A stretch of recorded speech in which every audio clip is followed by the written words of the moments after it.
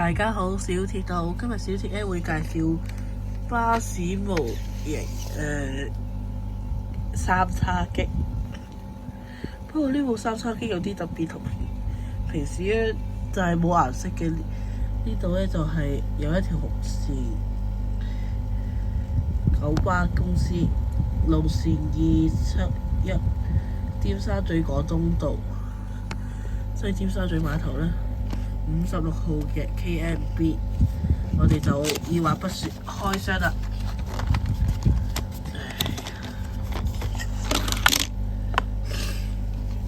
三叉戟幾靚啊！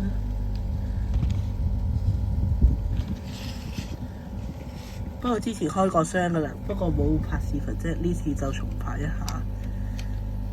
唔小心整花咗啲，車牌都係一樣啦。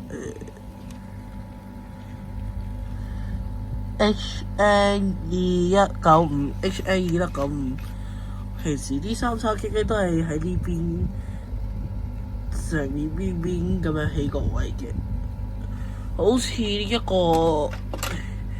個型號差唔多啦。不過呢個型號咧有3個牌，就三叉戟對門都係冇乜分別。同平時嗰啲車底嘅底子咧係粉紅色，Timmy 尾型嗰邊有寫。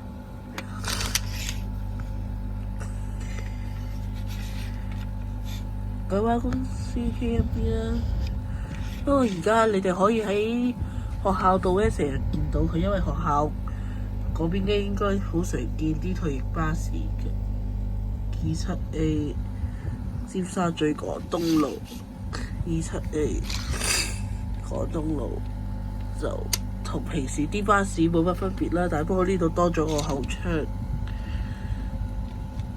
今日呢條片就部三叉戟56號介紹會專門限定嘅巴士介紹到咁多啦，希望大家可以俾個 subscribe 同埋 like， 多謝大家，下次再見。